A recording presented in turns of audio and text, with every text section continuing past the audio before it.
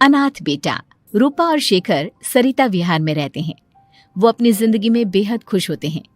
दोनों का शौर्य नाम का एक बेटा भी होता है, जिस पर दोनों ही अपनी जान छिड़कते हैं। शेखर, अब तो आप शौर्य को अपनी गोद से नीचे उतार दीजिए, उसके सोने का टाइम हो रहा है। नहीं रूपा, इसे मेरे पास ही रहने दो प्लीज। मैं थोड़ी देर में इसे बिस्तर में सुला दूंगा। लेकिन कल सुबह आपकी ऑफिस में मीटिंग भी तो है ना, और इसके लिए आपको कल जल्दी भी तो निकलना होगा। जाइए, आप भी जाकर सो जाइए। क्या यार, अभी तो मेरी गोद में आया था मेरा बेटा और तुम उसे लेकर जा रही हो। बाद में कर लेना अपने बेटे से प्यार, अभी जाकर सो जाइए। रूपा शेखर से शौर्य को ले रही होती है कि तभी शौर्य रोने लगता है। शौर्य को रोता देखकर रूपा उसे फिर से शेखर को थमा देती है। आपका बेटा ना एक नंबर का नौटंकी है, बिल्कुल आप पर गया है वो। साफ बोलो ना, तुम्हें जलन होती है हम दोनों बाप बेटे का प्यार देखकर। पहले बड़ा तो होने दो तुम शौर्य को, फिर देखना वो सबसे ज्यादा मुझे ही प्यार करेगा। देखते हैं। ऐसे ही दिन बीतते चले जाते हैं और एक दिन कैंसर की बीमारी के चलते रूपा की मौत हो जाती है। अब शौर्य 3 साल का हो चुका होता है, जिसके कारण उसकी दादी शेखर पर दूसरी शादी का दबाव बनाने लगती है। शेखर, शौर्य अभी बहुत छोटा है और उसे इस समय एक माँ के प्यार की बहुत जरूरत है। माँ, मुझे दूसरी शादी नहीं करनी। क्या पता जो दूसरी औरत आएगी वो मेरे बेटे को एक माँ का प्यार दे या ना दे। तो रूपा की छोटी बहन वैशाली से ही शादी क्यों नहीं कर लेता? वो तो शौर्य को एक माँ का प्यार पूरा दे सकती है ना। मैंने कहा ना माँ, मुझे दूसरी शादी नहीं करनी, और अपनी ही पत्नी के बहन से तो हरगिज नहीं। ऊपर से अगर रूपा देख रही होगी तो वो क्या सोचेगी? अपने लिए ना सही, लेकिन तुझे शौर्य के लिए तो शादी करनी ही पड़ेगी ना बेटा। शेखर कुछ कहता उससे पहले ही अंजुमन उसे रूपा की कसम दे देती है, जिसके आगे मजबूर होकर शेखर शादी के लिए हामी भर देता है। देखो वैशाली, मैंने तुमसे शादी सिर्फ अपने बच्चे के लिए की है। मैं चाहता हूं कि तुम उसे एक माँ का भरपूर प्यार दो। शौर्य, आपके साथ साथ मेरा भी कुछ लगता है। अगर आप मुझसे शादी नहीं भी करते तब भी मेरा प्यार शौर्य के लिए कभी कम या ज्यादा नहीं होता। शादी के कुछ दिनों बाद ही शेखर की माँ की भी मौत हो जाती है। वैशाली शौर्य को एक माँ से भी बढ़कर प्यार देती है। शौर्य को लेकर वैशाली का यूं निस्वार्थ प्यार देखकर शेखर को भी उससे प्यार हो जाता है और कुछ सालों बाद शेखर और वैशाली का भी लड़का हो जाता है। लेकिन इसके बाद वैशाली का शौर्य को लेकर बर्ताव बदलने लगता है। वैशाली, मैं देख रहा हूं तुम आजकल शौर्य का जरा भी ध्यान नहीं रख रही हो। मुझे पता नहीं था कि आदित्य के होने के बाद तुम इतना बदल जाओगी। आदित्य मेरा अपना सगा खून है और शौर्य दीदी का, फिर मैं दोनों में अंतर कैसे नहीं करूं?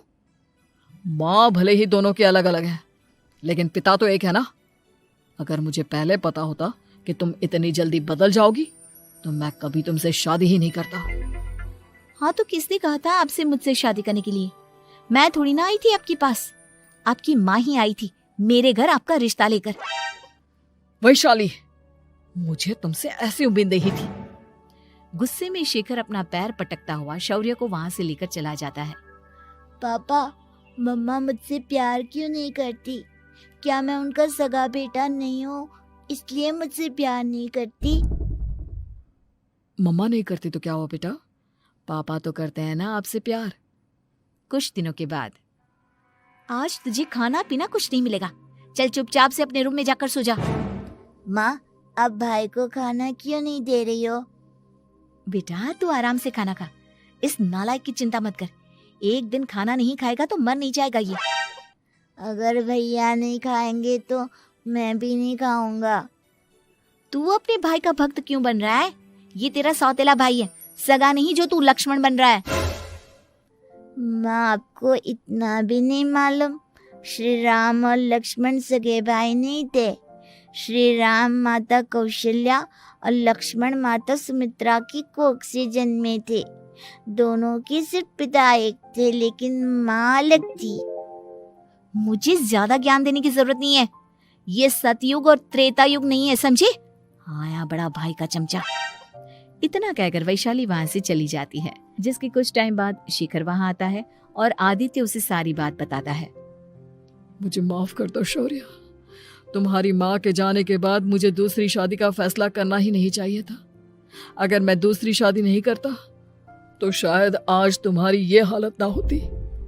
नहीं पापा, अगर आप शादी नहीं करते तो मुझे आदित्य जैसा छोटा भाई कभी नहीं मिलता।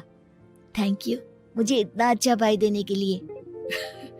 तुम दोनों हमेशा ऐसे ही साथ रहना, फिर कोई भी तुम दोनों का कुछ नहीं बिगाड़ पाएगा। चलो मैं तुम दोनों को आइसक्रीम खिला कर लाता हूँ, बहुत भूख लग रही है ना। शिखर शौर्य और आदित्य को आइसक्रीम दिलाने लेकर जाता है।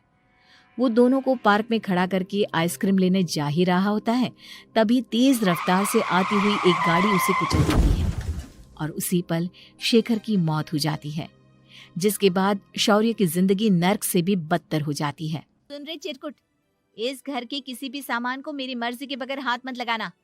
इन सब पर अब तेरा कोई हक नहीं है, समझा? ठीक है माँ, मैं आपकी इजाजत के बगैर किसी चीज को हाथ नहीं लगाऊंगा। चल जाकर अब पूरे घर की सफाई कर।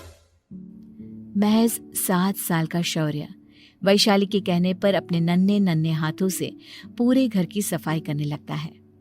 ऐसे ही दिन बीतने लगते हैं, लेकिन मासी से माँ बनी वैशाली को उस मासूम से बच्चे पर जरा भी तरस नहीं आता। क्यों शौर्य, ये घर में इतनी गंदगी कैसे हो रही है? ढंग से सफाई नहीं की है क्या तूने? माँ मैंने तो अच्छे से सफाई की थी, लेकिन आदित्य बार बार इधर उधर चलकर गंदा कर देता है। अच्छा, खुद से एक काम ढंग से नहीं होता और अपनी गलतियों का जिम्मेदार मेरे बेटे को ठहराता है। इतना कहकर वैशाली बांस का डंडा उठाकर शौर्य को जोर जोर से मारने लगती है। तभी वहां वैशाली के मायके वाले भी आ जाते हैं और उसकी सारी करतूतें देख लेते हैं। माँ मैं ऐसा क्या करूं जिससे आप मुझे भी आदित्य के जितना प्यार करोगी? बोलिए ना माँ, मेरे क्या करने से आपके अंदर मेरे लिए ममता जागेगी? वैशाली शौर्य की एक नहीं सुनती, उसके ऊपर डंडे बरसाती जाती है। हद पार होते देख वैशाली की माँ उसका हाथ पकड़ती है और जोर से उसे थप्पड़ मारती है। यही सब करने के लिए तूने दामाद जी से शादी की थी? हमने सपने में भी तुझसे ऐसी हरकत की उम्मीद नहीं की थी। तू माँ नहीं, माँ के नाम पर एक धब्बा है। बस कीजिए माँ, आदित्य के इस दुनिया में आने से पहले मैंने इसे बहुत प्यार किया था, लेकिन अब जब मेरी खुद की औलाद है तो मैं किसी और के बच्चे से प्यार क्यों करूं? अरे नालायक औरत, जिसे तू किसी और का बच्चा कह रही है वो तेरी खुद की सगी बहन का बच्चा है। बहन है तो क्या हुआ, मेरे अपने बच्चे से बढ़कर तो नहीं हो सकता ना ये कभी। अगर यही बात थी तो तू हमें पहले बता देती, हम शौर्य को अपने साथ ले जाते। उसे इस तरह प्रताड़ित करने की क्या जरूरत थी? अगर आपको लेकर जाना है ना तो ले जाइए इसे, मैं नहीं रोकूंगी। नहीं माँ, मुझे कहीं नहीं जाना, मुझे आपके साथ ही रहना है। मैं तेरी कोई माँ बाबा नहीं हूँ, तेरी माँ मर चुकी है, समझा? अब निकल जा मेरे घर से। माँ अब बहुत गंदी हो, मुझे भी नहीं रहना आपके साथ, मैं भी भाई के साथ ही जाऊंगा। अरे तू क्यों जाएगा, तू तो मेरा सगा बेटा है, जाने दे इसे। हम यहाँ ऐश से रहेंगे, तुम्हारे पापा बहुत सारी जमीन जायदाद छोड़ गए हैं तुम्हारे लिए। नहीं माँ, मुझे भाई के साथ जाना है। आप अच्छी नहीं हो, आप बहुत बुरी हो, आप भाई को बहुत परेशान करती हो। देख वैशाली, तुझसे ज्यादा समझ तो इस मासूम बच्चे में है। ये तेरे बुरे कर्मों का ही नतीजा है जो आज तेरी सगी औलाद खुद से तुझे ठुकरा रही है। आदित्य, तुझे इस शौर्य ने भड़काया है ना मेरे खिलाफ? नहीं माँ, मुझे किसी ने भड़काया नहीं, पर मैं सब देखता हूँ, सब समझता हूँ। भाई बहुत अच्छा है, वो आपकी जैसा नहीं है। चलिए नानी। इतना कहकर वैशाली के मायके वाले आदित्य और शौर्य को अपने साथ ले जाते हैं और इस तरह वैशाली बड़े से घर में अकेली पड़ जाती है। 2 बेटों के होते हुए भी आज उसे माँ कहकर बुलाने वाला कोई नहीं होता।